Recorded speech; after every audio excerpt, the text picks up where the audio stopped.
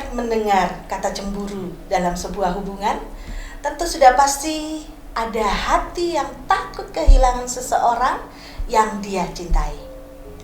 Takut cintanya terbagi, takut perhatiannya terbagi. Terus kalau itu terjadi, aku bagaimana?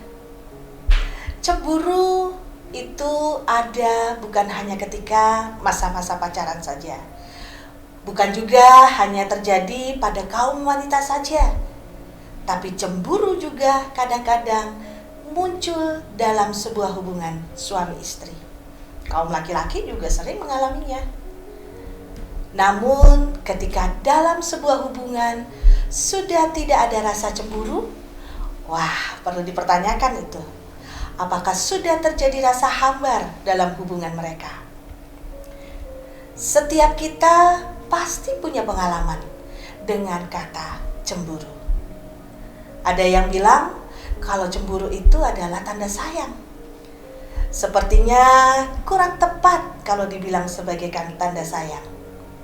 Karena cemburu itu diperlukan juga sebagai salah satu cara memotivasi diri untuk berusaha mempertahankan sebuah hubungan yang dianggap sangat penting.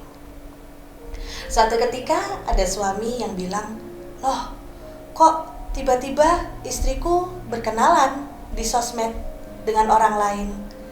Dan kemudian tiba-tiba, loh kok suamiku terus memperhatikan gawainya ya? Dan masih banyak cara lain yang bisa memicu kita masing-masing sehingga terkadang kita tidak bisa mengendalikannya." Dan akhirnya muncullah rasa cemburu dengan berbagai ekspresi. Entah itu dengan komunikasi yang menyindir, atau dengan diam 1000 bahasa, dan lain sebagainya.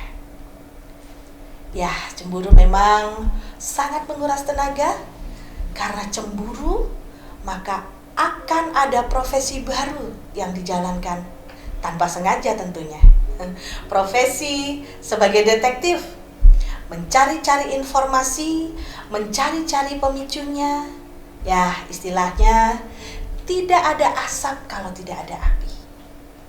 Namun ketika kita tidak bisa menahan atau mengendalikan rasa cemburu yang begitu besar, maka bisa jadi tanpa kita sadari akan menjadikan kita cemburu buta, gelap mata, kemudian main labrak, main kasar dan sebagainya. Maksud hati sih mau menunjukkan rasa perhatian, rasa sayang, tapi justru yang ada pasangan kita menjadi takut dan merasa tidak nyaman dengan apa yang kita lakukan. Walau tidak mudah seperti membalikkan telapak tangan, tapi mengatasi rasa cemburu ada baiknya dengan berpikiran positif, karena perasaan lebih terungkap dengan kita bisa berpikir positif. Membentuk komunikasi yang baik tanpa langsung menuduh ini itu kepada pasangan kita. Kemudian berilah rasa percaya, walau untuk membangun rasa percaya itu butuh bertahun-tahun, sehingga saling mengerti karakter masing-masing pribadi.